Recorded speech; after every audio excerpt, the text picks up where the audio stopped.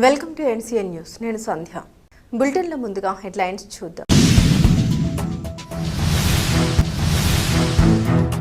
విద్యార్థుల నమోదు పెంపుపై ప్రత్యేక దృష్టి. జిల్లా కలెక్టర్ కీర్తి చేకూరి. రాష్ట్రంలో విద్యార్థుల నమోదు శాతం పెంపు, బడి బయట ఉన్న పిల్లల్ని పూర్తి స్థాయిలో పాఠశాలలో చేర్పించడం లక్ష్యంగా ఆంధ్రప్రదేశ్ రాష్ట్ర పాఠశాల విద్యా కార్యదర్శి కోన శశిధర్ అమరావతి నుండి కలెక్టర్లు, సమన్వయ శాఖల అధికారులతో వీడియో కాన్ఫరెన్స్ ద్వారా సమీక్ష నిర్వహించారు.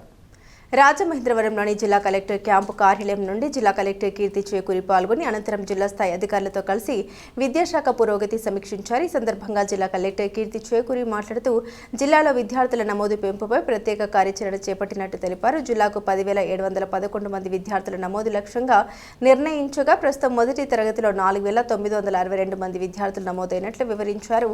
జూన్ 12వ తేదీ నాటికి బడి బయట ఉన్న ప్రతి విద్యార్థిని గుర్తించి ఆయా కేటగిరీల వారీగా పాఠశాలల్లో చేర్పించేందుకు ప్రత్యేక చర్యలు తీసుకుంటున్నట్లు తెలిపారు. ఈ సమీక్ష సమావేశంలో జిల్లా పాఠశాల విద్యాధికారి K Vasudevarao, SSA PD S Subhashini, జిల్లా ఇంటర్మీడియట్ ప్రాంతీయ డైరెక్టర్ ఐ శారద తదితరులు పాల్గొన్నారు.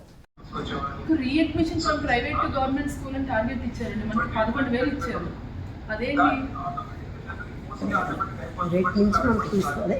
ఇందాక నేను అడిగాను సెకండ్ టు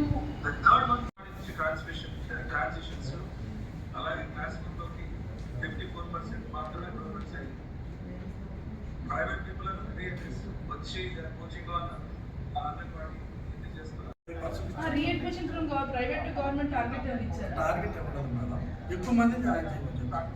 ఈ 55% లోనే మనకి పిల్లలు బయట. కానీ మీ టార్గెట్ ఏంటి? ఇక్కడ గవర్నమెంట్ టార్గెట్ ఏంటి? Government target 55% of private kids for class 1, class 2 నుంచి క్లాస్ 10 కి టార్గెట్ ఏం ఇచ్చారు? 100% ఇచ్చారు. అందరూ వెళ్ళిపోవాలి. 100% ట్రాన్సిషన్.